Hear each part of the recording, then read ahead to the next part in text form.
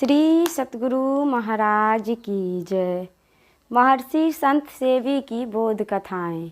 कहानी असत्य भी दुख देता है।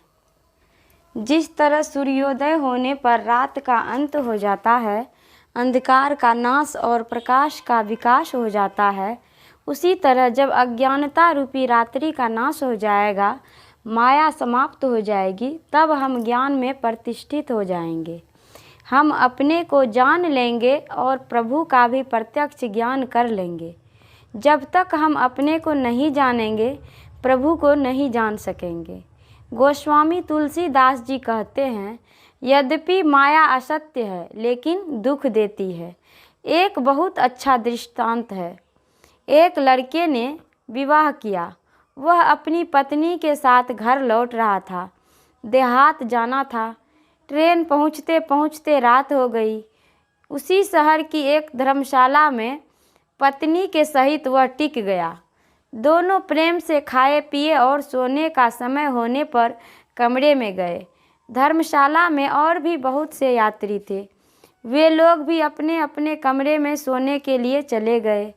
दोनों पति पत्नी ने आपस में बातचीत आरंभ की। बातचीत के क्रम में पति ने अपनी पत्नी से पूछा, अच्छा बताओ, हम लोगों को जब लड़का होगा तब तुम उसको क्या पढ़ाओगी? पत्नी ने उत्तर दिया, मैं उसको डॉक्टर बनाऊंगी। पति ने कहा, डॉक्टर बनाना ठीक नहीं, वकील बनाना ठीक होगा।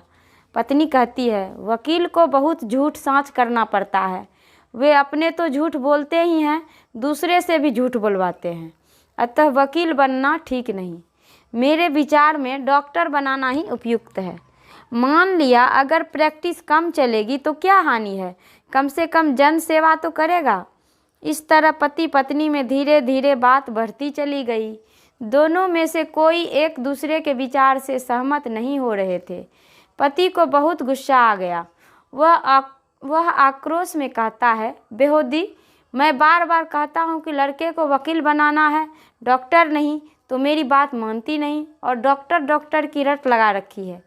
पत्नी कहती है, आप कुछ कहिए, मैं लड़के को डॉक्टर ही बनाऊंगी। इतना सुनते ही पति की क्रोधाग्नि भड़क उठी और उसने जोर से अपनी पत्नी को एक थप्पड़ मारा। वह बेचारी फूट फूट कर रोने लगी। रोने की आवाज़ सुनकर आसपास के लोग वहां इकट्ठे हो गए और पूछने लगे, भाई क्या बात है? अभी तो आप लोग बड़े प्रेम से बातचीत कर रहे थे, अब इतनी देर में क्या हो गया जो रोना धोना प्रारंभ हो गया? उक्त नवयुवक की पत्नी कहती है, देखिए ना बाबू, मैं बार बार कहती हूँ लड़के को पढ़ा लिखा कर डॉक्टर बनाऊंगी, लेकिन ये मानते ही नहीं, कहते हैं लड़के को वकील बनाऊंगा। उन लोगों में से एक सज्जन ने कहा, देखो भाई, आजकल के ज़माने में लड़के स्वयं अपनी रुचि के अनुसार अपनी पढ़ाई का चयन करते हैं।